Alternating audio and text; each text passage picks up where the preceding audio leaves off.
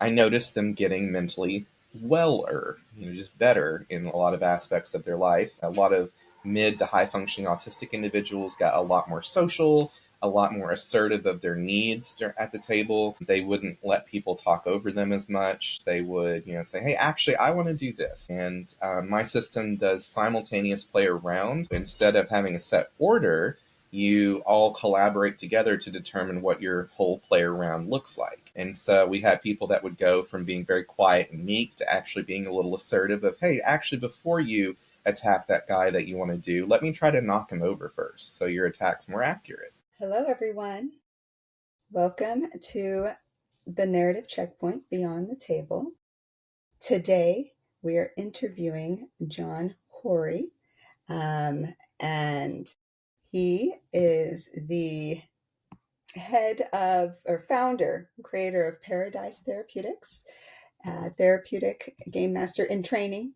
Right? In training, yeah. Finishing my LPC-A in the summer of 26. And yes, we're on here so that way I get to hear your story and share with the audience what has brought you to this intersection in your life.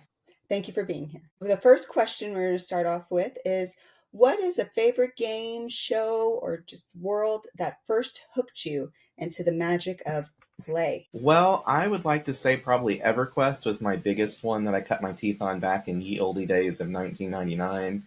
I'm showing my age here. I'm 36, about to be 37 in December.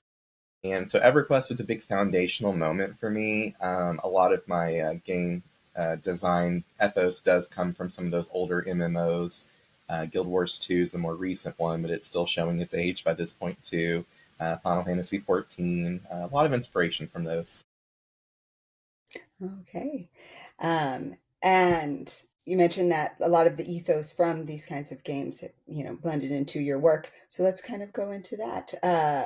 Tell us a bit more about your own game and what your inspiration is, what is, baked into it, who's it Sure. for, audience. Yeah.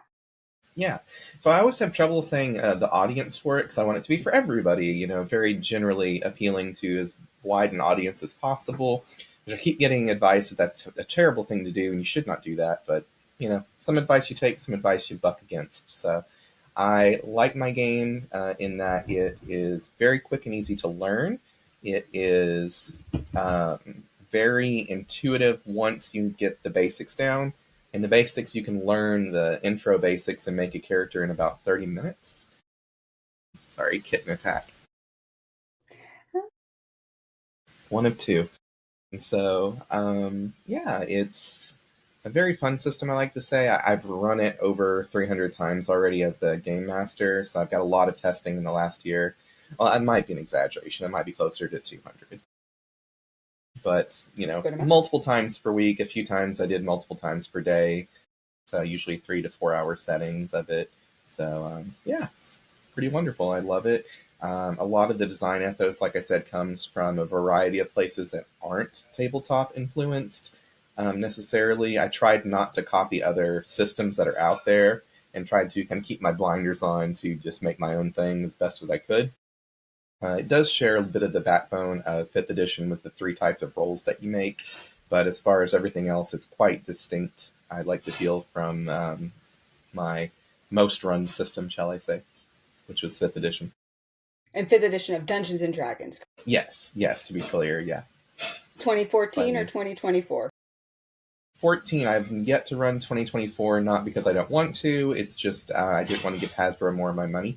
And do you have a name for your actual, is it Paradice Therapeutics or no? That's Oh, not the name of the system. sorry. I should have led with that. Yes, no, it's Pathways to Adventure. I've got my shirt on for it. I don't know if you can see it in frame, but A whole official, I love it.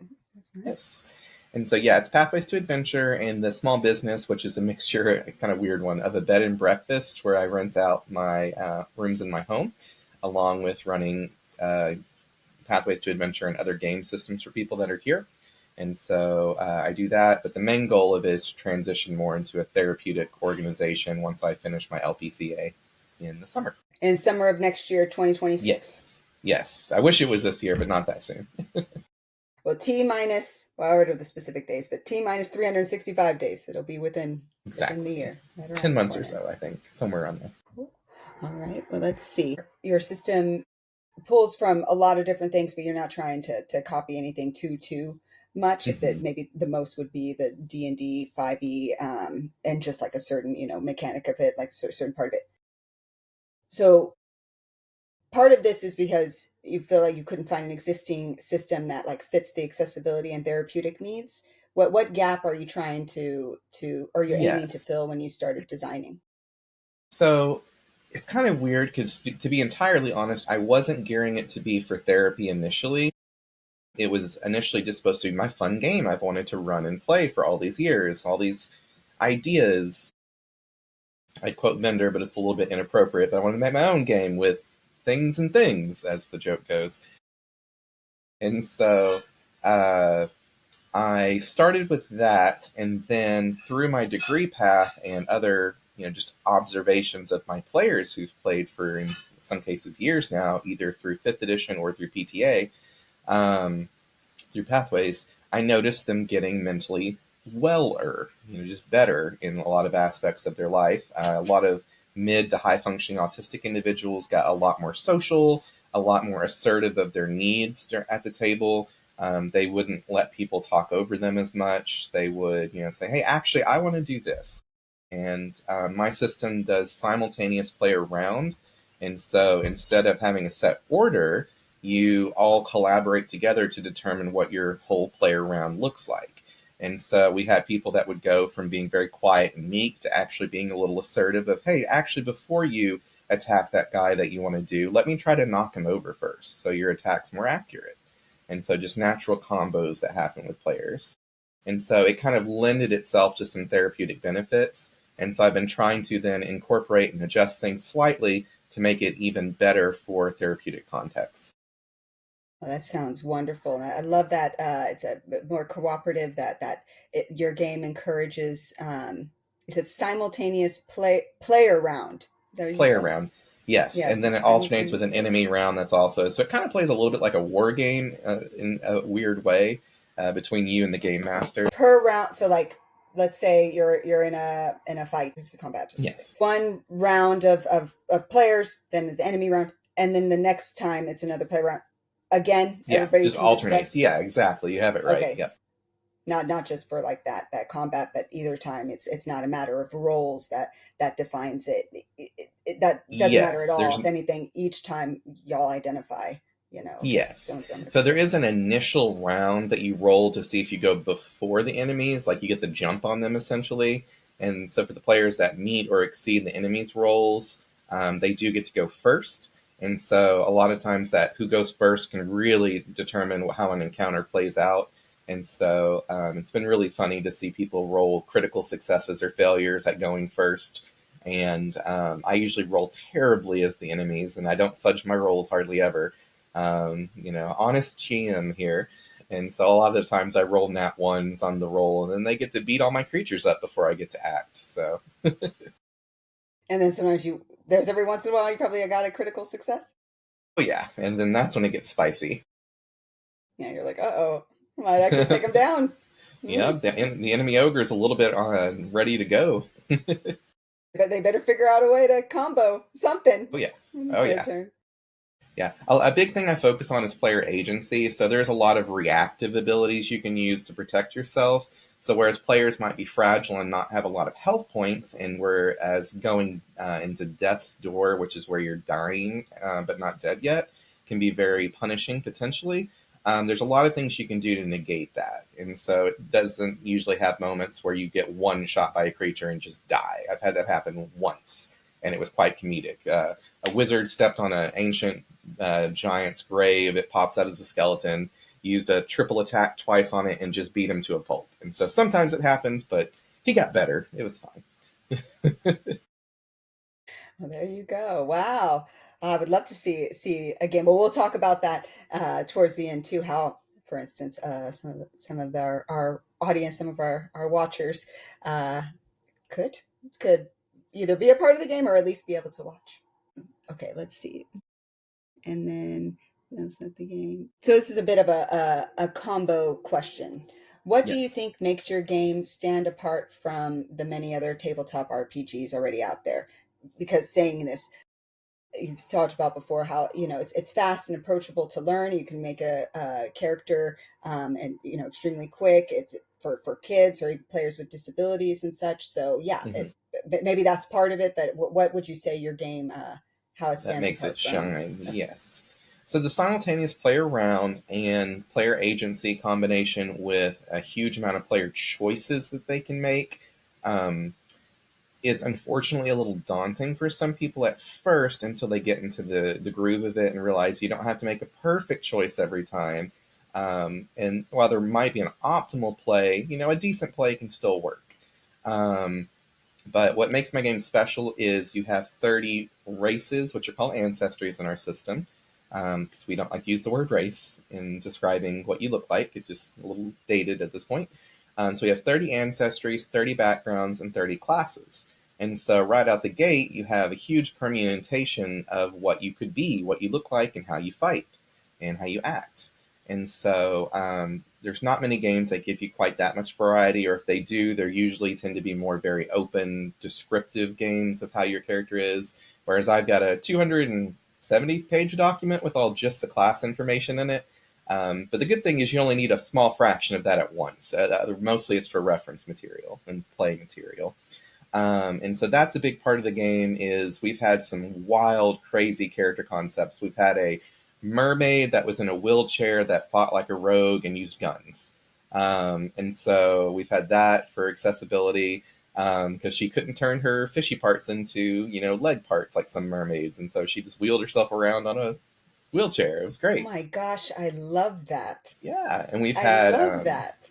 a druid Wendigo. We've had a little not too appropriate, I suppose, but we had a stripper, a gnome, handlebar mustache stripper, beast lord that rode atop a giant goose. And so we've had some wild player concepts that have been realized with the system that I never dreamed would come up. And so just emergent gameplay is huge with my system. So the other thing that Yeah. makes it special is it simply uses a d6, a singular d6. In fact, you can play with just one on the table if you only have one.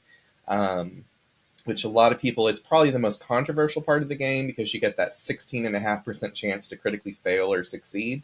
And so Right. versus a d20 where it's a 5% chance. And so it does make it a bit swingy, but then I like that because it's more memorable. People remember the critical hits. And It's very because there's true. so much player agency baked in with reactions and stuff, you can still do things to mitigate those odds and bad situations from happening by re-rolling and all sorts of other things. Which does lend myself to talk about real quickly some of the therapeutic elements I've designed with the system that aren't part of the base rules yet, but are going to be added later in a rule revision is we've added a fourth part of character creation called your D. So you got your ancestry, your background, your class, your ABC. Your D is your difficulty, your diagnosis, your determination, your defining characteristics of your character, all those D words that I love Yeah. because Yeah. it works. And it helps you find things for your character to overcome and to work with, to accept and to find ways to manage. And so for some people, they choose something that is, relative to them. Other people choose something that's an ideal character they want to be more like. And so there's a lot of different options there with that to give people that space and freedom to put a disability into their character or a difficulty into their character as part of the system. So it's permissive. It's not like, oh, I'm doing the weird thing by choosing this. It's actually an encouraged part of the system to give your character more depth. Another D word. Um, Yeah. and Right so on love it. D words. And you said a word earlier. I'll tie it all together. What you just said, the permutation. That's Yes. a fancy word I haven't heard since calculus or maybe Yes. pre-calc. Uh, All the combinations. Yes. yeah, and 30, 30, 30, and then so well. Actually, now I'm going to jump to a different question. For the D, whatever it ends up being, that is what infinite or endless, or that's also going to have like 30 things they could choose from or such. It's endless. I might come up with a list of suggestions that I could put 30 on there. The obvious tragic backstory, lost parents, It could be something, depression issues. It could be dyslexia. It could be issues with being determinant in your choices. It could be a whole lot of things. And so trying to find other D words. Yeah. You may make it just 30, but likely not. It's more if you are going to put anything, it's going to be these are 30 examples, but it could be something else versus Exactly, the other ones. exactly. Yeah. But you're And speaking of depth and all of that. I was going to say that that is a lot of the transformative nature of games in general. That's and therapy. It'd be hope so. Of course, if those are blended even more so. What have you seen that mean in your players and the way yeah, they engage with the game? Yeah, I've certainly seen that with some of my players. There's a type of therapy called ACT, it's acceptance commitment therapy. And the goal of it's not to necessarily change and fix something, it's to find ways to accept hard things that we maybe don't have control over, like the political climate that you're enduring. If you have gender dysphoria issues, those just don't magically go away. It's something we learn to accept and work with. And gender identity is a huge, huge benefit for role play games because you're given very much the permission to play whatever gender you prefer or agender.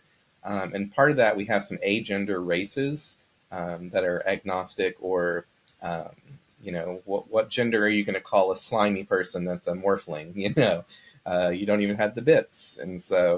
Um, and so we have that in there in the system to give people that space and just, again, that affirmative, we're here in your camp kind of space if they want to try something with that, or a changeling that can change their fluidity at will. I often joke about the morphlings being gender fluid because they are fluid. Um, Yeah, and so, yeah, even more so. I mean, well, indeed, literally, gelatinous.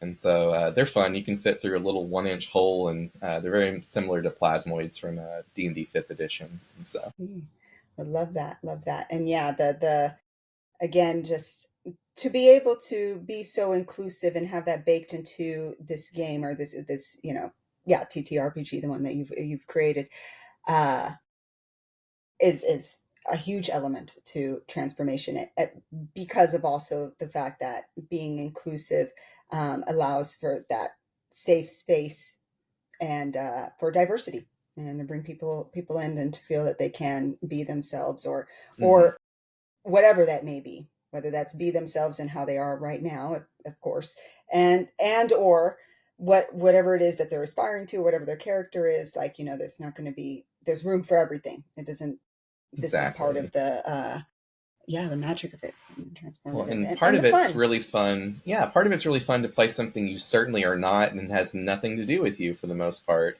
I like to play old women characters because you don't see a lot of that in the traditional fantasy spaces.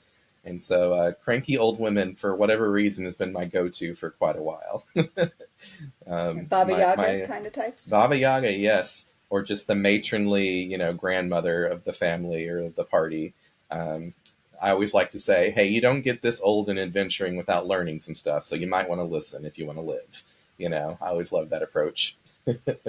Indeed. So true, so true. You've mentioned inspirations also ranging from, like you said, the MMOs. Yes, And then another time anime. What are some of anime those that huge, are yes. like, yeah, baked into your maybe it's baked into the classes themselves and such. Is Yes. there any where you're like, this was this anime and Hmm. this is it. This is the ancestry, Yes, side of it's it. so fun that you mention that. So with the base game, I tried to stick more to high fantasy, but one of the other strengths of my system is it is exceptionally good for homebrew and for expansion. And I just finished my 15 plus one secret class expansion for an anime called Fairy Tale. It's one of my absolute favorites. I find it to be very therapeutic in itself because they deal with a lot of complex issues with their characters, and it's all about heart and family, and so found family. And so some people criticize it as it's just nothing but the power of friendship. I'm like, yeah, but that's a Just pro-social power of message, friendship. and what's your point? And so all their power-ups are deserved and earned, I say. So but yes, so I made 15 plus one. special one. Characters from Fairy Tale as represented, for the most part, individually. Some are amalgamations of different characters. And I started at 10. I'm like, 10's enough. That's fine. But then I realized in my table of contents, I forgot to edit it and update it. And I had 11. I'm like, oh, 11's a horrible number. I can't stop there. And so I struggle bust and finished the other 4+1 classes over the weekend, actually. And so spending about 2 to 5 hours per class. And so, depending on the complexity of the class, it can be really quick to make new content. And so, it's a very expanding system. And I want to expand it to do modern military, to do horror fantasy, to do modern mundane fantasy. Like, you are a counselor, that is your class. And so, finding ways to, yeah, and to put people in really realistic situations, which can be even more therapeutic potentially because it, connects to a real life, lived experience potentially.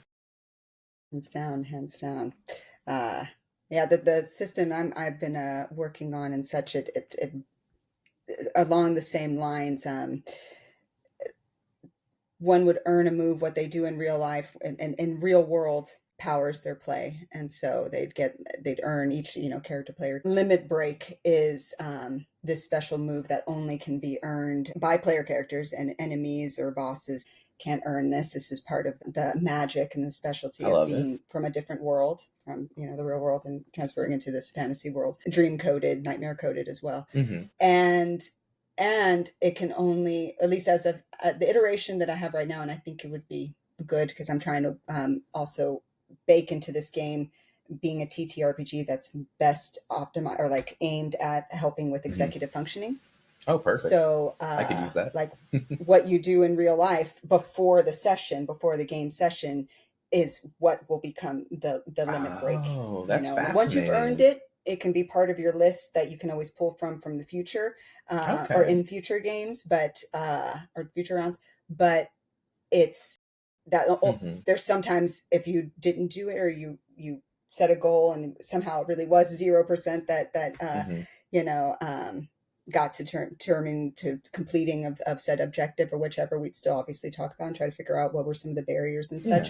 Yeah. But yeah, it can only, I hope that would be something that really incentivizes, and Yeah. enough too of that that sense of like, it does, you either sell the hotel room or the airplane seat, and it gets filled, or it doesn't. So you either Yeah. get the limit break for this round and have the opportunity for it based on what you've done Yeah. before in Did you terms get of up and take preparation, a or you don't. shower today? That could be the simplest one. Because I know when I was Exactly. having my deepest issues with depression and executive dysfunction, like just getting up and taking a shower can be a challenge. It's effort, it's a whole process, and sometimes that just feels overwhelming. So, yeah, just simple things like that I could see being great reward cycles. And And I how will it, say with my system, we do earn rerolls once per session if you do something really cool, or especially if you work on your character's difficulty and your character overcomes something in the system.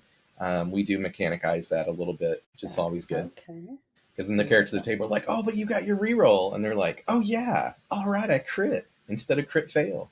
And so, Yeah, a little bit of like that inspiration, yeah, right? yeah, inspiration point system, yeah. Mm-hmm. Mm-hmm. So the magic of that, the magic of inspiration. We could go into that in the Inspiration. comments. Okay, let's see. The mission was the heart of the mission. Looking ahead, you've talked about how you've, you didn't say it so far, but we've talked about how you'd want to be licensed across states, maybe even internationally. What excites you about that possibility? Being able to reach as many people as possible and not be, bound by geography is a huge goal of mine. Um, I can't talk too much about it, but I am getting hired by someone to do skills training and other subclinical level stuff, which I'm able to do right now and have an experience with that after working in the trenches as a mental health professional for 7 years with parolees. Very fun population. And so I'm going to be able to do that. And that's something you can do internationally because it's not licensable and clinical to a level that requires a license. Still very therapeutic and helpful, but it's not capital T therapy. And so I'll be doing that starting in October. So I'm very excited about that. Tomorrow, October. Yes, I know. Oh gosh, it's that soon. But yes, I'll be doing that on the 15th and going forward. So super excited about that.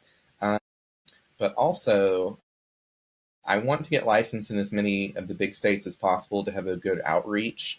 But also some of the states that just have, high rates of mental health issues. Unfortunately, the poorer states tend to have a lot of people with issues like that. And I'd love to do sliding scale or to be able to take insurance from those kind of places. Billing, unfortunately, is a hurdle because of group billing being very not remunerated very well, Yeah. unfortunately.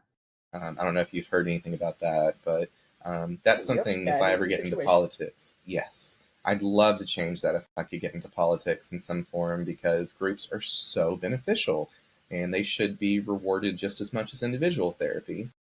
Indeed. Indeed. I completely agree. And part of it is from the ground up. If that's an aspiration that you have, being more political or whichever, you know, it's only a matter of time, especially if you're creating something like this and you have even more sway and knowledge even from your own self Yeah. about how to like Well, really and be it's like, yeah, not this. to get too off topic, but I'm a mini pig owner, and I've actually registered it in Texas. It's called the Pig Party. And so we got donkeys, got elephants. Let's go for the real animal. That's awesome. Let's go for pigs. And so it is the Power in Games Party. And so I love good acronyms. And so it's going to advocate for games across the spectrum, along with other pro-social things. But our big platform is going to be pig welfare and the power of games, and trying to at least Texas state level improve the quality of life for people that are really into games. Because it's we're not a very well represented force politically, and a lot of big interests are against us. So Yeah, in off my Texas there is. It's soapbox. good to know. All right. No, yeah. Like, do you? Well, again, maybe at the end, or just. Well, no. Say it right now. Is there somewhere like where somebody could look or to No, find it's in that? its absolute infancy and stuff and such. So it's definitely something I'm going to have to, when I can, devote a lot more time to it. My website, even for Pathways to Adventure, isn't really ready for public consumption yet. I'm just not good at forming those kind of things, and I have no capital at the moment to pay someone to do it yet. And so I'm just slowly rolling that out. We do have a Discord, of course, which we would love people to join, and we can link that later. It's Yeah. literally just Discord Pathways to Adventure, discord.gg/Pathways to Adventure. And we love people to hot join in when we do Twitch streams and stuff. We've actually got one of my most awesome frequent players, Opa, if you see this later, hi. Open Decker, he joined from a Twitch chat and has been one of my biggest players. And so we love people to hot join in because it is so quick to make a character and learn the system through play that it's exceptionally good for bringing in new people. Well, yeah. Hi there. Hey. Yeah, big fan. There's something else I was going to say. What was it? So Twitch, same thing. Twitch.com or whichever / pathways to adventure. Yes, Pathways to Okay. Adventure, yeah. And now We you're have saying, a yeah. lot of games on there, but also the YouTube channel, which is the same, That's has good. a lot of our old games if people ever want to watch. Well, I say old games, it's got very recent games on it too. But I'd have to actually go check to see how many we have on there, but it's a lot of content. It's just not a lot of viewers, unfortunately, because social is hard. Well, that may change, especially with Hopefully, that this. would be great. Yeah. And man.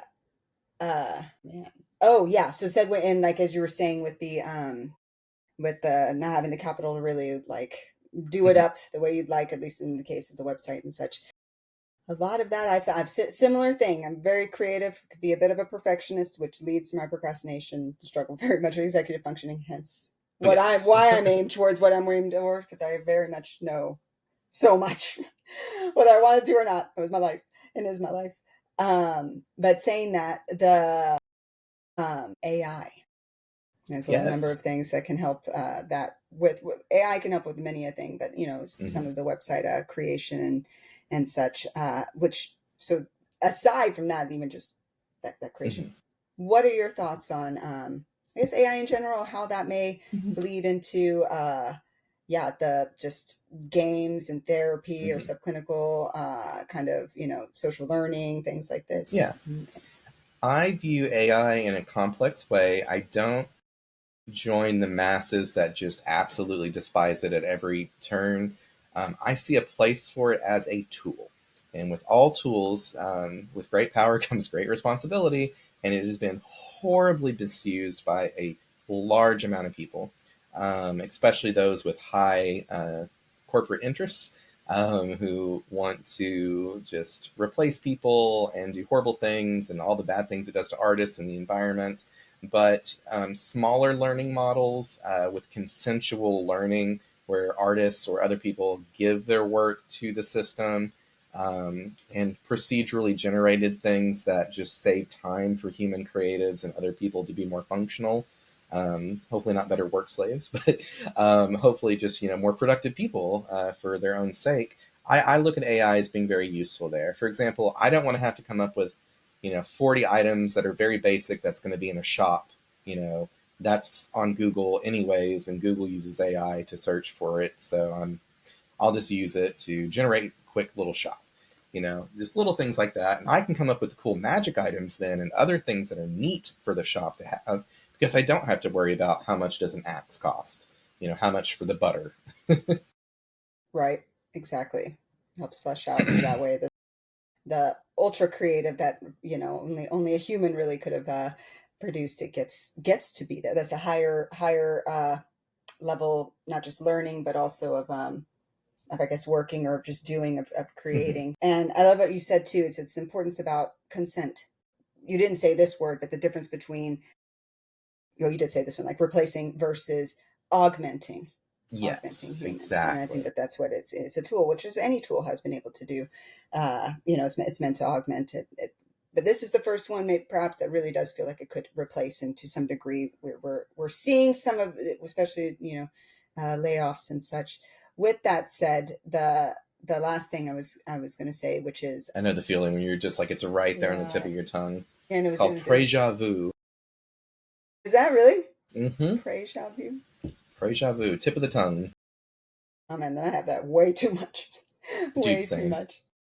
Oh, the thing about, there's a lot of people misusing, especially the higher ups, top CEOs and such. And I wonder, when the first huge tool, well, what would that have been in humanity? Some of it would have been like what, creating a rock, a wheel, or was it fire? Yeah. Yeah, I whichever would one. say rocks probably would be the first that we would use as a tool, just to do Yeah, or something as simple sharpening as of break a something, or nut or whichever. sharpen something. Yeah. Yeah. Well, let's This is pretend probably though it was this fire. yeah. Let's This pretend is though it probably the was fire. strongest tool we've ever experienced in human existence, I would say, barring the most basic tools like that. And I would also say it's the first time we've had white collar jobs be primarily the ones being threatened, whereas blue collar jobs are not replaceable easily with AI. And so it's causing a bit of a cultural shift. And some of the people who, I hate to say it, but might be stuck in their little hole and not really paying attention to blue collar jobs being taken by certain advancements now are like feeling the pinch as well.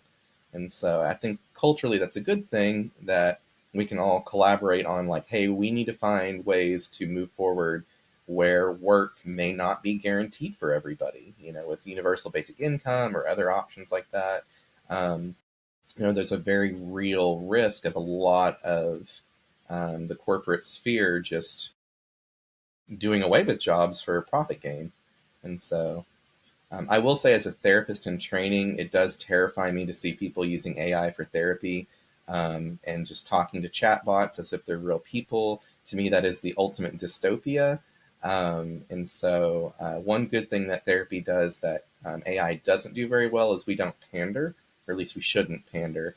And so, we should be able to hold that not always pretty mirror up to you and be able to say, hey, you might need to work on something. You haven't showered in 3 days. You know, you might need to work on something. It seems like you're obsessively focusing on your mother's problems and not your own. Things like that. Um, or you might be a people pleaser. We might need to find ways to learn to say the word no.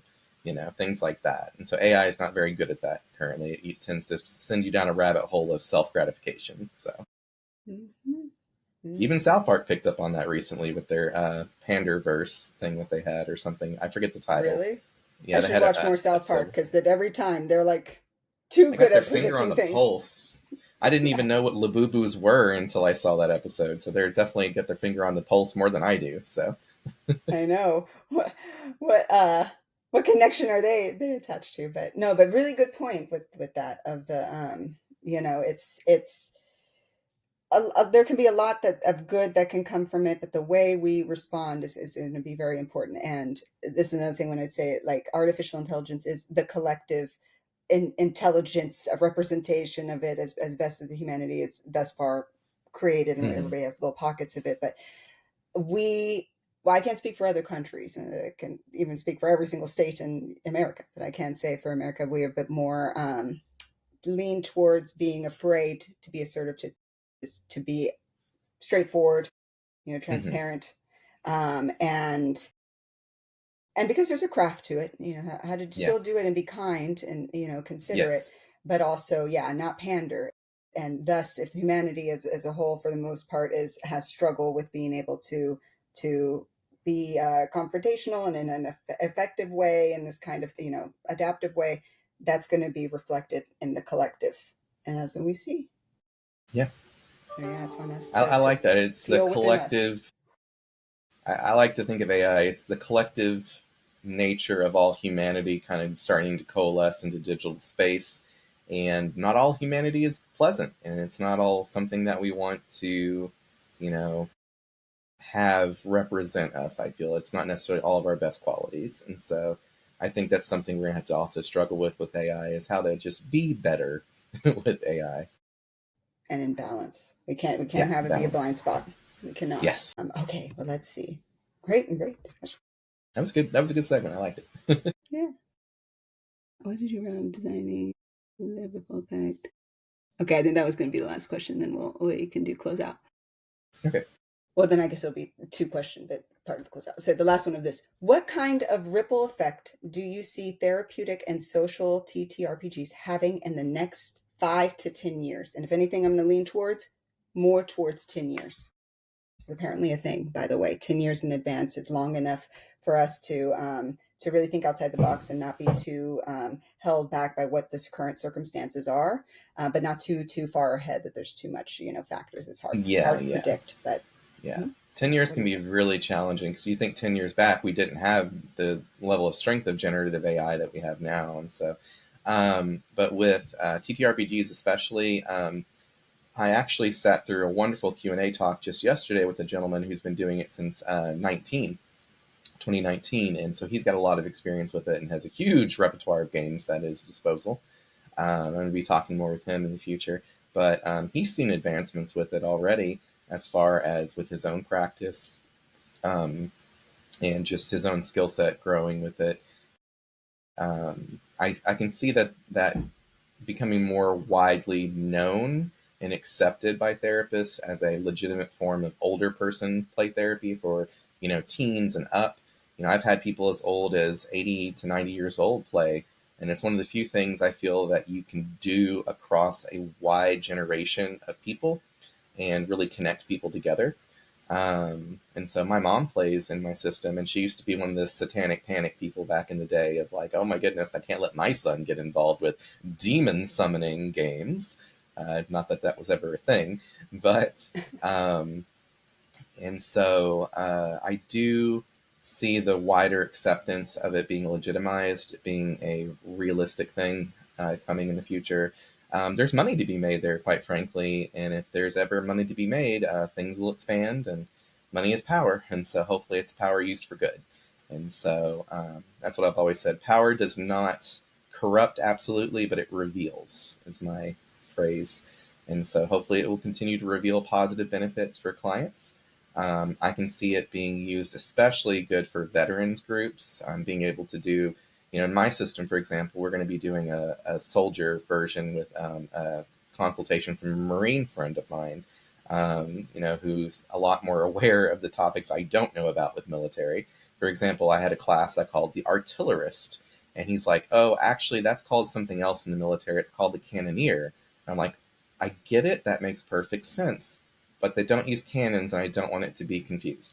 And so for my fantasy version, it's like that. But for the modern military version, it would definitely be called a cannoneer class.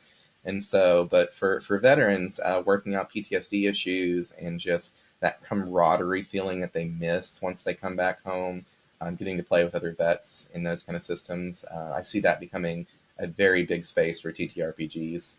Autism skills building and identity issues are handled very well by TTRPGs. So I see it expanding into those spaces more. And then just general anxiety tends to work well because you're put in fraught situations when you're playing an RPG, and managing your anxiety when you have a dragon barreling down on your party can be a skill set. So, and it, of Indeed. course, doesn't have to be limited to fantasy, like I was saying. It's got broad appeal due to the flexible nature, which again is one of the strengths I feel of Pathways to Adventure in my game, is that it's designed to be system and setting agnostic. So it can adapt a lot of content from other game systems for people that have made their own worlds or who want to play sci-fi, want to be Star Trek. We jokingly are going to call our expansion for the space sci-fi themed stuff, what do we call it? Starhammer Trek to War, just mixing Warhammer, Star Trek, and Star Wars. And so it's going to be great.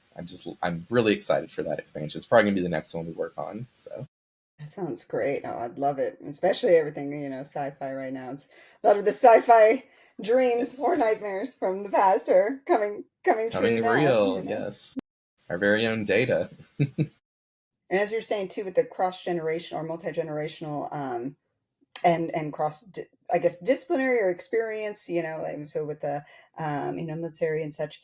But I'm going to lean more towards, first off, just generational, all the ages. That I think a lot of it also comes from the fact that, one, play has always been universal. From what Yes. I understand, at least with mammals in general, but especially with Oh humans, yeah. we've done our best. What we learn the best, we grow the most when we are playing. Play is It's just very powerful. fantastic medium in general. And then two, story.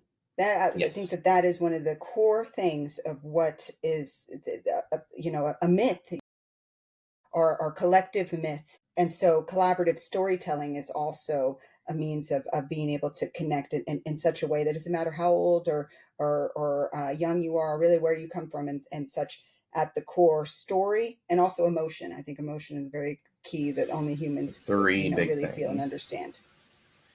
One thing, and this is going to plug Dr. Connell. She's wonderful, Megan Connell, Dr. Megan Connell.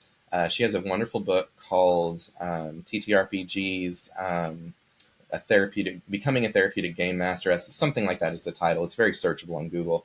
But she talks about frames of reference, and some of the frames she talks about is your real personal frame, your character's frame of reference, and then the frame of being in therapy, something to that effect. I know I'm butchering it, but one thing we talk about often with RPGs is you don't say, my character Bilbo did this. Usually you say, I remember when we did this. And so just natural language, a lot of times people put themselves into those settings, and it's just been fascinating for me to see that play out. My mom's one of those people, especially. She's like, I remember when we made an illusion of cannons, and then I used a thunder spell to make it sound like cannons, and we attacked that army, and they ran away because they thought we were going to beat them.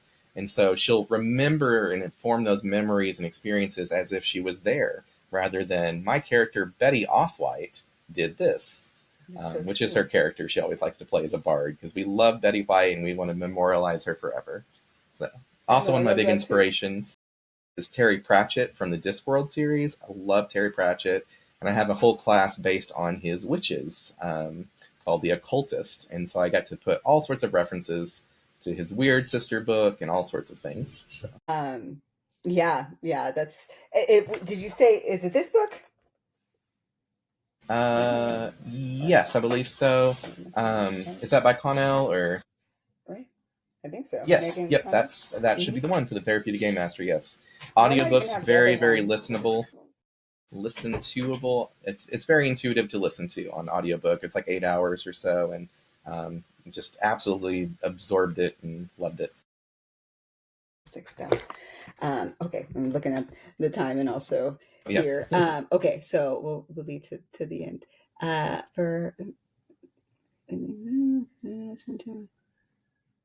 okay, so it is quickly for folks listening who want to dive deeper. Where can they follow your work or even play your game? So you mentioned So the best Discord, you mentioned place, Twitch, YouTube. yes. Twitch, YouTube, and Discord are the three best ones. I actually list my website as Discord just to attract more people to it, hopefully. And so again, it's discord.gg/pathways to adventure. YouTube is just at Pathways to Adventure, and Twitch is just twitch.tv/pathways to adventure. And we would love for you guys to join games. In fact, I'm not doing anything tonight. If anybody wants to jump in a new game, I could run one tonight for you guys. I do nothing right now as far as employment other than that job coming up. And so money's tight, but the bed and breakfast is holding fast. And so it gives me all the free time in the world to play games at any hour of the day. And so, yeah, please join. It'll be fun. Yeah. And I need to get Good. you in one of these games. I'm down, especially if it's that quick. Yeah. Tuesdays I have my own D&D, but I would definitely, yeah, just really, but every other Yeah, time for and sure. such, I'm Yeah, there. that'd be great. We could cross promote your stuff too. A bona fide, now here you have it, folks, a bona fide TTRPG B&B Yes. owner over here. Yeah. Yes, thank you It's so much called for D sharing. and D, or Emma's D&D B&B is the actual name of the company. So the technical listed name, but then our acting business name is Paradice Therapeutics. So Oh, named after my okay. mini pig. Yeah. Okay. Oh my gosh. So much thought and it's subjects that you really put so much heart and thought into all of this. Really, Thank yeah. you. Um, I'm all about names of things, and it's very important. Same. Okay. Acronyms and alliteration. That's my favorite. So last ritual question is this: the show is called the Narrative Checkpoint. What's one checkpoint moment in your journey where you knew you were truly on the right path? When I could have a group of 6 people playing together, of which the only neurotypical person was my mother, who's a special education teacher, all having a great time and growing over the span of a year playing my game. I would say that was the moment I knew that there was some magic there and that I'd struck gold. And that people actually use health potions in my game. They don't hoard them. And so those were the 2 moments I was like, I'm doing something right, I think. Yeah. Oh, so much healing in there, Literally. and again, fun and care. There's Mhm. so much connection and care. Thanks. Yeah. Well, maybe one day I'll also be able to be blessed enough to play with you and your mother. Who knows? Yeah. Thursday at 3 p.m. Central, we got our next game we're running. That's not in person, at least. Wednesday night at 6 p.m. Central is when we run our in person game with my mom. Gotcha. Okay, good to know. Note that. Okay. All right. Any other or anything you would like to share here at the end, or? There was one thing, but it might be a bit of a longer conversation, so we can just hold that for the future, maybe. Okay. All right. Yeah, perhaps another interview or just off the side. Thank you so much again, Jon, for being on today, and yeah, yeah. Thank you, Stay tuned, Leticia. It's everyone. been awesome. You Good. guys take care, and thank you so much for having me. Bye. All right, Leticia, we're going to do a fun experiment. You ready to make a character in under 5 minutes? Let's do it. All right. Are you on the Discord currently?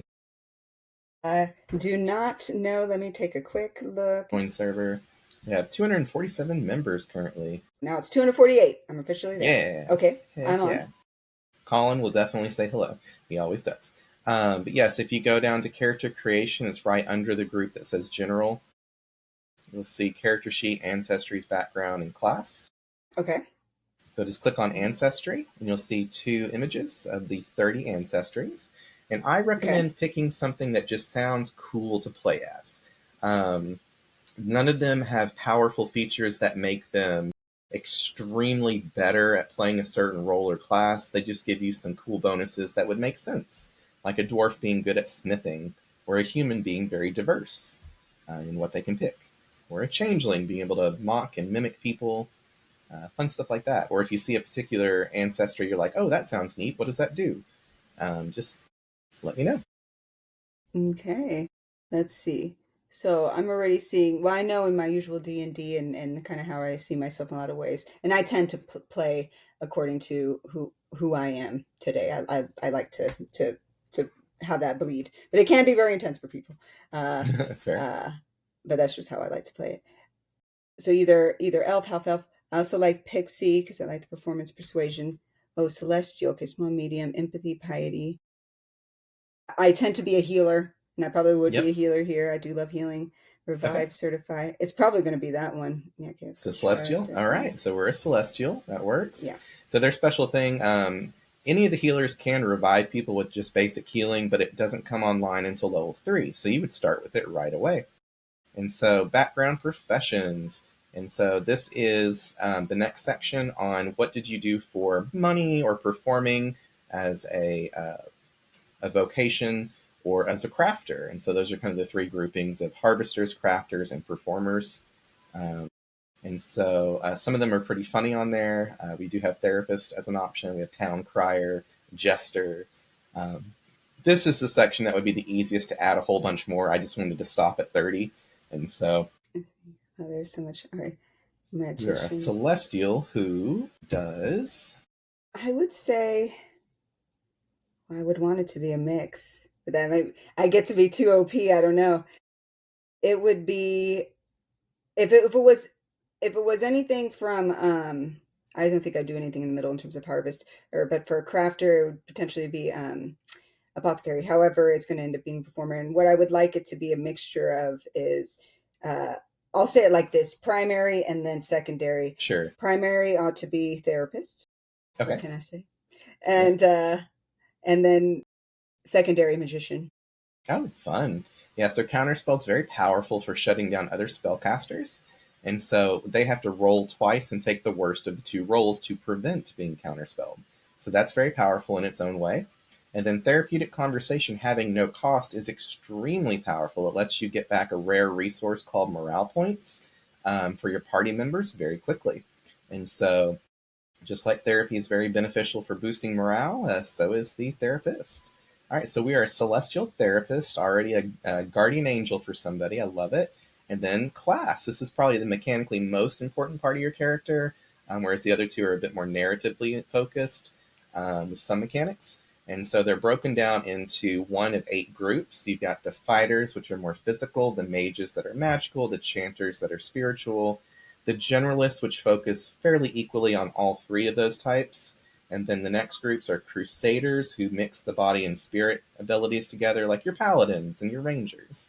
The disciplined, which are has been changed to channelers instead of discipline because that was a weird word.